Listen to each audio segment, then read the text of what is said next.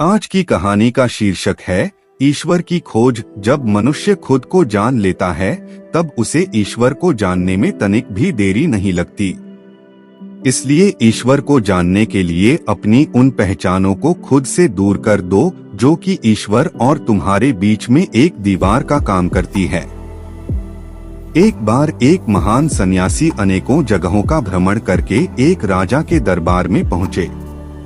राजा ने सन्यासी का सत्कार किया और उन्हें कुछ वक्त के लिए अपने महल में ही ठहराने का इंतजाम भी कराया। राजा के मन में बहुत सारे सवाल थे जिसका जवाब वह सन्यासी से चाहता था। राजा के भीतर लंबे समय से ईश्वर को खोजने और मिलने की इच्छा थी। एक दिन राजा सन्यासी से अकेले में मिले ताकि अपने सारे संशय दूर कर सके। राजा बोले, ऋषिवर, मैं बहुत वर्षों से ईश्वर की खोज कर रहा हूँ। मैं ईश्वर से मिलना चाहता हूँ। सन्यासी बोले, अच्छा, आप किस वक्त पर ईश्वर से मिलना चाहते हो? राजा बोल, ऋषिवर, शायद आप मुझे गलत समझ रहे हो। मैं किसी व्यक्ति की बात नहीं कर रहा। मैं ईश्वर परमेश्वर की बात कर रहा हूँ जिसने यह सृष्टि बनाई है। सन्यासी बोले, हाँ, ईश्वर से तो मेरा गहरा संबंध है। मेरा तो यही काम है, सबको ईश्वर से मिलवाना। राजा बोले, तो ठीक है, आप मुझे ईश्वर से जितनी जल्दी हो सके मिलवा दीजिए। सन्यासी बोले, ठीक है, मैं तुम्हें ईश्वर से मिला दूंगा।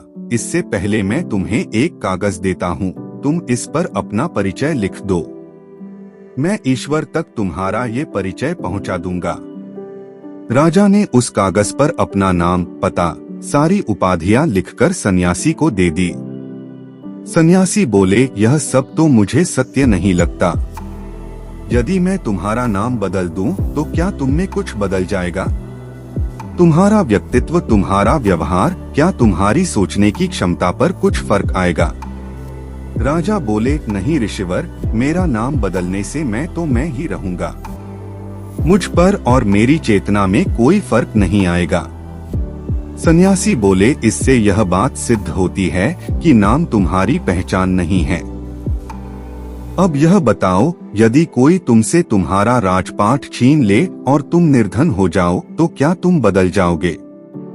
राजा बोले, नहीं, अगर कोई मुझसे मेरा राज्य छीन ले या मैं बिल्कुल निर्धन हो जाऊं तो भी मैं ही रहूंगा। सन्यासी बोले, यह बताओ, अभी तुम्हारी उम्र क्या है? राजा बोले, अभी मैं 50 वर्ष का हूँ। सन्यासी बोले, अगले 10 वर्ष के बाद तुम 60 साल के हो जाओगे, क्या तुम तब बदल जाओगे? राजा बोले, नहीं, मेरी उम्र भले ही बढ़ जाएगी लेकिन मैं ही रहूंगा, मुझ में कोई परिवर्तन नहीं आएगा। सन्यासी बोले, इससे यह भी सिद्ध हुआ कि उम्र बदलने से भी तुम नहीं बदलते। इस कागज पर तुमने अपनी जो भी पहचाने लिखी है वे सभी असत्य है। तुम अपना नाम, राज्यपाठ, उम्र आदि को छोड़कर तुम्हारे पास जो बचता है उसे लिख दो, उसे मैं ईश्वर के पास पहुंचा दूंगा। राजा बोले, मैं तो बड़ी दुविधा में फंस चुका हूँ। अगर मैं अपना नाम, पता, उपाधियां आदि नहीं लिख सकता तो मैं कैसे बताऊं कि मैं कौन हूँ? यह तो मुझे खुद ही नहीं पता। सन्यासी बोले, राजा, जब तुम खुद को ही नहीं जानते तो तुम ईश्वर को किस प्रकार जानोगे? ईश्वर तो अपने ही मन की असीम गहराइयों में है। जब खुद को जान लिया जाता है तब ईश्वर को जानने में तनिक भी देर नहीं लगती। इतनी गहरी बात सुनकर राजा ने सन्यासी के हाथ जोड़ लिए और कहने लगे, आपका बहुत बहुत आभार ऋषिवर, आपने मुझे ईश्वर को जानने का संकेत दे दिया है, इसलिए पहले मैं खुद को जानूंगा, उसके बाद ईश्वर को। सन्यासी बोले, जब खुद को जान लोगे तो तब तुम्हें पता चलेगा कि ईश्वर तो पहले से ही मौजूद हैं, तुम्हें जानने की जरूरत ही नहीं पड़ेगी। खुद की खोज के साथ ईश्वर की खोज भी समाप्त हो जाएगी। सन्यासी मुस्कुराए और उन्होंने राजा से अलविदा कहकर अपने भ्रमण यात्रा के लिए चले गए। अपनी सभी पहचानों खो देने के बाद जो एक मौन प्राप्त होता है उसे आत्मा कहते हैं। आत्मा के रूप में परमात्मा सभी मनुष्य के भीतर है। इसलिए ईश्वर को कहीं बाहर खोजने की जरूरत नहीं है, वह तो मनुष्य के भीतर ही रहते हैं। कबीरदास जी ने भी कहा है, मोको कहाँ ढूंढे रे बंदे, मैं तो तेरे पास में।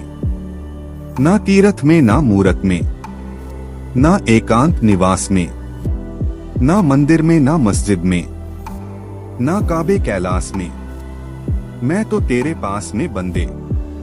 मैं तो तेरे पास में, ना मैं जप में ना मैं तप में, ना मैं बरत उपास में, ना मैं क्रिया कर्म में रहता, नहीं जोग संन्यास में, नहीं प्राण में नहीं पिंड में, ना ब्रह्मांड आकाश में, ना मैं प्रकृति प्रवार गुफा में, नहीं श्वासों की श्वास में, खोजी होए तुरंत मिल जाऊं एक पल की तलाश में। कहत कबीर सुनो भई साधो, मैं तो हूं विश्वास में। हेलो दोस्तों, उम्मीद है कि आपको ये स्टोरी अच्छी लगी होगी। स्टोरी अच्छी लगी हो तो स्टोरी को लाइक और अपने दोस्तों के साथ शेयर करें।